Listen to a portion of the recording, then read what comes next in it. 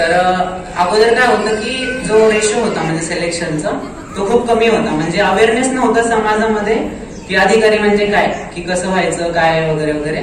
त्यामुळे अगोदर दिलीप काका असतील, शिवकुमार काका असतील, हरीश स्वामी काका असतील, हे खूप कमी बोटावर मोजणे इतकेच अधिकारी होते.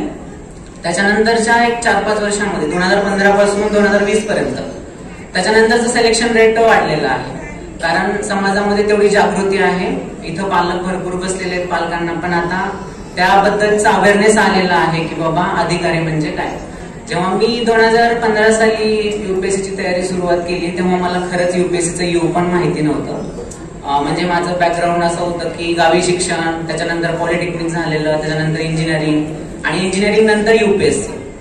युपीएससी मध्ये पण यश नाही मिळालं, त्याच्यानंतर एमपीएससी. सो काय असतं की आपल्याला अवेअरनेस नसतं की आपल्याला नेमकं काय पाहिजे. त्यामुळे त्याच्या पुढचा मुद्दा जो आहे तो पण त्याला जोडूनच आहे की करिअर मार्गदर्शन सोहळा. सो माझ्यापेक्षा आहे तिथं ज्याबद्दल करिअर मार्गदर्शन करतील, पण मी 2 शब्द सांगतो की करिअर हे हॉलिस्टिक पाहिजे, म्हणजे फक्त अधिकारी पुरतच मर्यादित नको, कुठल्याही क्षेत्रामध्ये आपण करिअर करू शकतो. याच्या अगोदर पण इथं उल्लेख झालेला आहे बऱ्याच यांचा की अधिकाऱ्यांपुरतं लिमिटेड राहायला नको, कारण खूप रेशो कमी आहे सिलेक्शनचा. 4-5 लाख मुलं अप्लाय करतात, त्यातले 400-500 पण सिलेक्ट होत नाही. तर पडद्याआडची बाजू जी आहे ते आपल्याला माहिती नसतं. आपण काय करतो, न्यूजपेपर मध्ये वाचतो, असा कुठला तरी सोहळा होतो आणि त्यानुसार आपण एखाद्या करिअर निवडण्यामध्ये जातो. पण त्यामध्ये बऱ्याच चुका होतात की जसं शिवकुमार काकांनी आता सांगितलं, उल्लेख केला त्यांनी की ते लहानपणापासूनची उपजत गुण आहेत, त्याची कला आहे, त्याचं एक कर्तृत्व आहे, तो तिथून घडला जातो आणि त्याच्यानंतर त्याला एक अधिकारी व्हायचं असतं, तो तिथून आपोआप घडला जातो. तर कुठल्या तरी सोहळा किंवा एखाद्या न्यूजपेपर मधल्या गोष्टी बघून पालकांना पण माझी विनंती आहे की तसं आपण त्यांना फोर्स करू नये आपल्या पाल्यांना, कारण करिअर हे खूप मोठा कन्सेप्ट आहे. आपण फक्त अधिकारी किंवा IAS IPS किंवा सिव्हिल सर्व्हिस असतील कुठल्याही त्याच्यापुरता मर्यादित न ठेवता त्याला एक त्याचा वेगळा आवाका द्यावा अशी माझी सर्वांना विनंती राहील. त्याच्यानंतर अधिकाऱ्यांचं जे आहे ते अवेअरनेस आता वाढते, त्यामुळं मला असा एक पर्सनल अनुभव आहे की इथून आपल्या समाजातील असेल किंवा सगळ्या समाजातील असतील तर रेशो वाढेल, खूप वाढेल, कारण आता अवेअरनेस खूप झाले, कॉम्पिटिटिव्हनेस तेवढा आलाय. त्यामुळे जे आता 50 अधिकारी आहेत ते 100 होतील, 200 होतील, 500 होतील, तर त्याच्याबद्दल काही दुमत नाहीये, कारण सगळ्यांमध्ये जागृती निर्माण झालेली आहे तेवढी.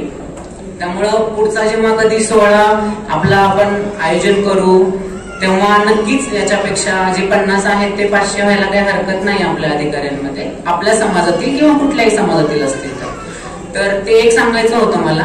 करिअर लिमिटेड नको असायला, त्याच्यानंतर फक्त अधिकारी किंवा बाकी काय असेल तर याच्यापुरतं मर्यादित न राहता आपला आवाका वाढवावा. आणि करिअर म्हणजे बाकी सांगण्यासारखं काही नाहीये, कारण श्रोते वर्गामध्ये काय आहे की पालक खूप दिसत आहेत मला. म्हणजे मी जनरली काय की विद्यार्थ्यांना मार्गदर्शन केलेलं आहे, तर विद्यार्थ्यांचं प्रमाण कमी आहे, त्यामुळे मी असं स्पेसिफिक नाही बोलू शकत की हे वाचायला पाहिजे, याचं सिलेक्शन पाहिजे किंवा युपीएससी करायला पाहिजे, एमपीएससी करायला पाहिजे वगैरे वगैरे. सो भरपूर माझ्यापेक्षा अनुभवी लोक आहेत, व्यासपीठावरती आहेत, माझ्या समोर आहेत, माझा त्यांच्या समोर अनुभव कमी पडतो. माझा जेवढा अनुभव आहे तेवढ्यामधून मी एवढंच सांगतो की at the end of the life काय तर म्हणजे माझं नाव ठेवलंय माझ्या आई पप्पांनी, तेवढं मला खूप त्याचं हे वाटतं की आनंद ठेवलाय आणि मी मला त्याला खरंच पूर्ण आयुष्यामध्ये मला त्याला सार्थक करायचंय की मी नेहमी आनंदी राहील. आणि मी तसंही तुम्हाला सर्वांना विनंती करतो की अल्टिमेट काय एम लाईफचं तर आनंदीच आहे. तुम्ही कुठलाही मार्ग शोधा, कुठलाही करिअर करा, UPSC IAS IPS whatever you may be, the ultimate aim आपला हेच असतं की आपल्याला आता यातून आनंद मिळावा. सो सगळ्यांनी आपलं मेंटल हेल्थ, आपलं आनंदी जीवन जेवढं सुखकर जगता येईल तेवढं जगावं. मी माझ्या एवढ्या अनुभवामधून आणि मला याच्यातून पुढून पण हेच आयुष्य जगायचंय, त्याच्यासाठी मला हे एक अनुभव आहे म्हणून मी सांगतोय. बाकी सर्व उच्चवयीन आहेत, उच्चपदस्थ आहेत, त्याबद्दल माझा अनुभव कमी पडतो आणि त्याच्याबद्दल जास्त काही बोलणार नाही. आणि नियोजन समितीनं मला इथं बोलवलं, 2 शब्द बोलायला संधी दिली, त्याच्याबद्दल मी खरंच आभारी आहे. परत एकदा महासमितीच्या चरणी दिव्य प्रणाम करून माझे 2 शब्द संपवतो. थँक्यू.